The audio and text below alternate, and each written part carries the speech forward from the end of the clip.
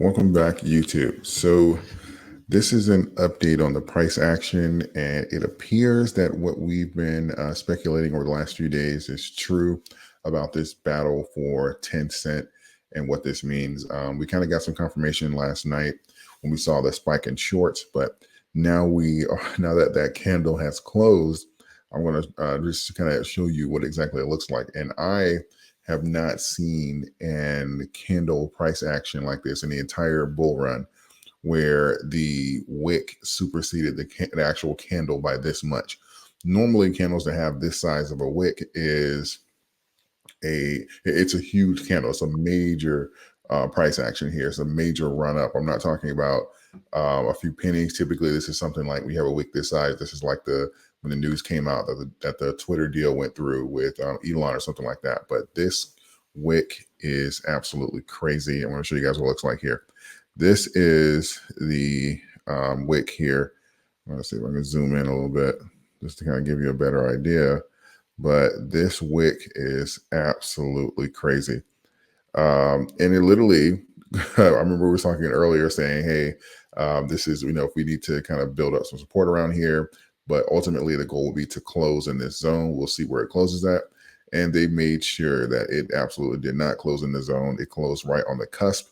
And this is where the price action was. It's a 10.59, excuse me, and roughly a little over the 10 cent mark, halfway to 11 cent. And we had this thing pushed down from here all the way to here. Now, I'm not saying specifically that it's shorts or obviously we have traders in there. Obviously you can have some fear of a pullback in there when you go on these types of tears, when things start trending and stuff like that. You have people start to get like sweaty hands and stuff like that. So they'll incentivize the sell-off.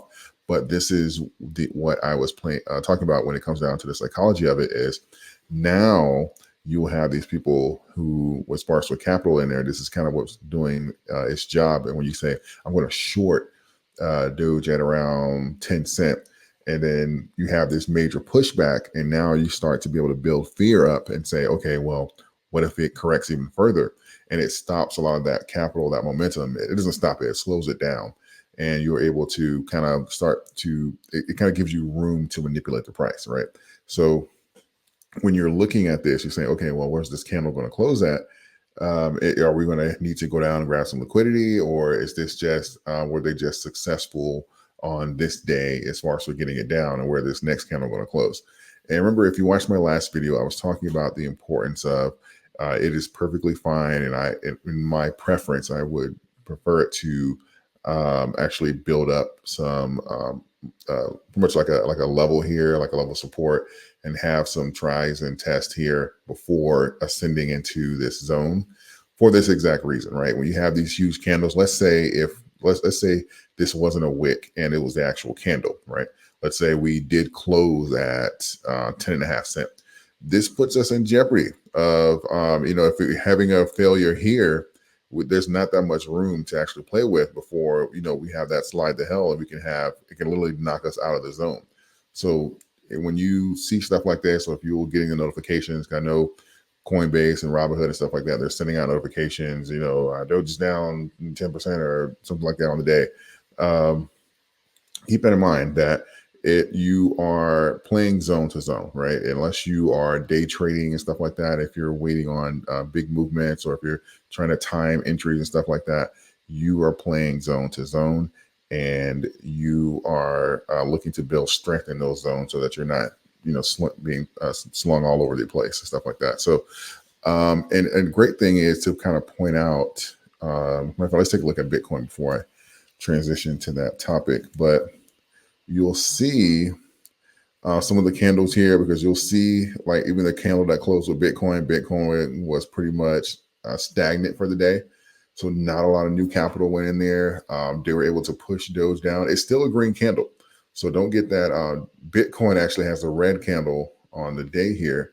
But if you go back to, let's go back to Doge here, even though we had a major push down here at this large candle, we still closed up. That candle is still green. So that, and even here, we're back into this next zone here that opens up the the room to around the 11 cent mark, it's green.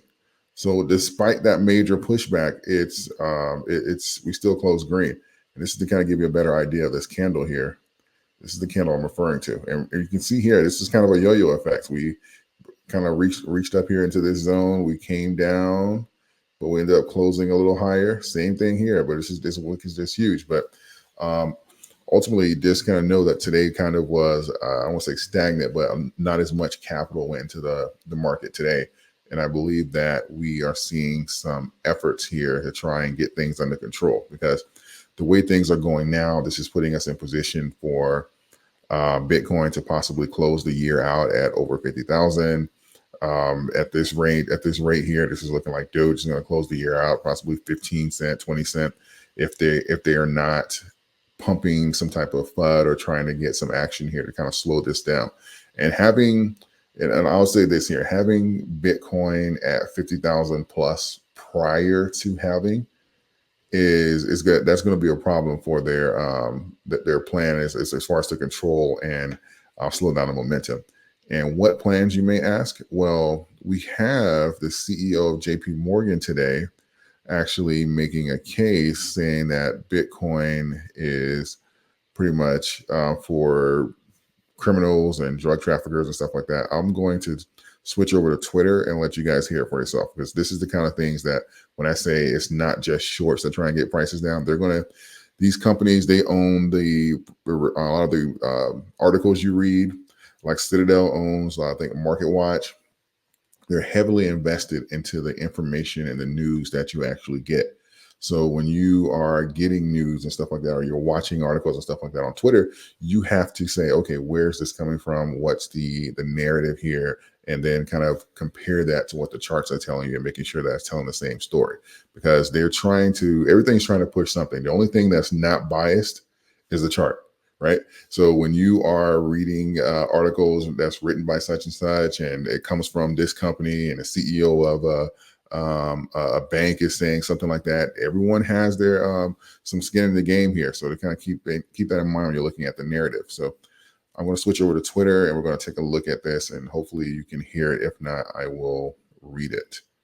So give me 1 sec here. I'm going to switch over. Okay, so hopefully you can see the article here.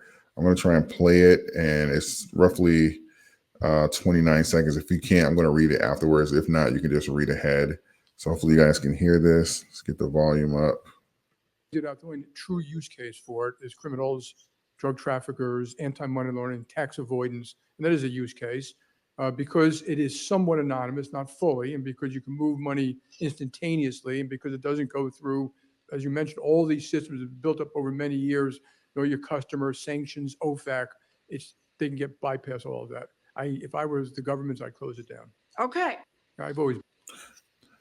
Okay, so this is Jamie Dimon, the CEO of JP Morgan. It's JP Morgan Chase. Where a lot of upper class, rich businesses and stuff like that have a lot of their money stored is with JP Morgan. So don't think that just because you're thinking of like Chase or something, he doesn't have influence. He certainly does. And, you're going to see this kind of tug of war because, BlackRock is coming in into the markets and stuff like that. And you're going to see this tug of war as far as for control and the narrative of crypto. But don't forget that JP Morgan filed a trademark for a crypto wallet back in 2022. So just kind of keep that in mind. This is what I said, when you got to kind of listen to what they say, but more importantly, watch what they do. So he's pretty much saying the government needs to shut down Bitcoin because it's a way around the banking sector, and criminals are going to use it for drugs, and it's going to be used to avoid taxes and stuff. It's kind of like fear mongering to the government to pretty much deny these ETFs and possibly even classify as a SEC, as classified as a commodity by the SEC, so they can kind of monitor it. And this is obviously an angle. And this is the kind of fear and stuff that you're going to see being pushed out that cause stagnation. So don't just pay attention to shorts when you see like those increases. You're going to see a lot of important people in important positions come out and say certain things. And they're going to say it at particular times. as we're getting close to a Bitcoin Ethereum ETF, as we're seeing the price run up, now they're going to call for these meetings to talk about this and discuss this stuff and all that. So just kind of keep that in mind. It really all kind of fits together like a puzzle once you see what's going on. Let's switch back to the charts. Okay, so hopefully you can see the charts here. This is what ultimately over the next couple of days, obviously this is the goal would be, even if we bounce here a few times, will be to close in around 10 cent, because they are as fearful of 10 cent here as they are probably about 45,000 Bitcoin. 50,000 for sure. That would be 1,974,595,000. Okay, thank you, Siri. Let me turn that down.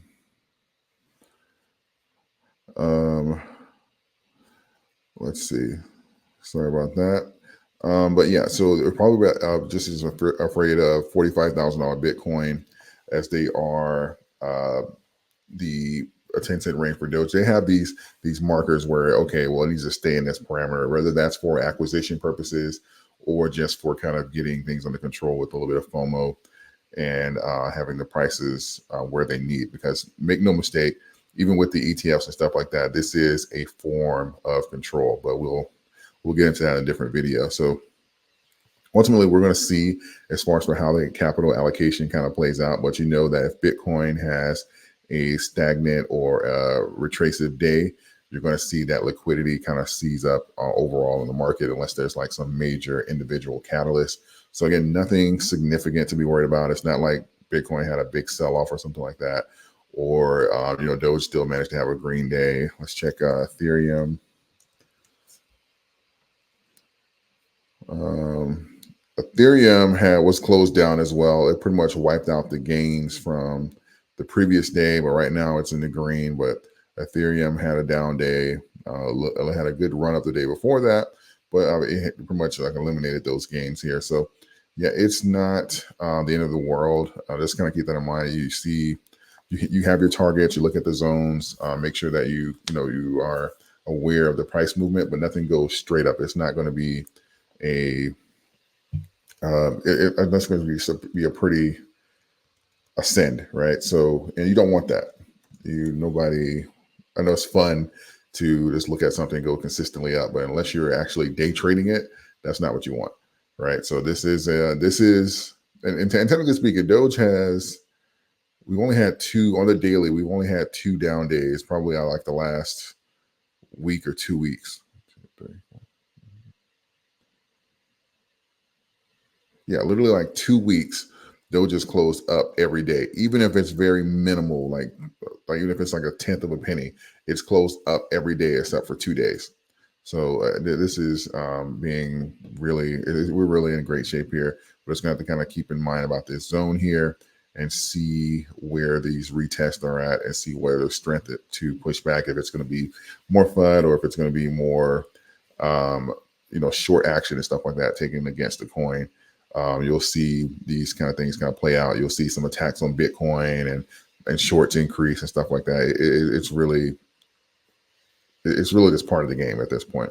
So that is my update on the price action, why I believe they're afraid of the 10 cent Doge and the action and what we're seeing here. We have evidence in the charts. We have evidence across the board as far as for news coming out. So again, nothing of the end of the world. I just wanted to give you guys this update. Let me know your thoughts in the comment section, and I'll see you guys in the next video.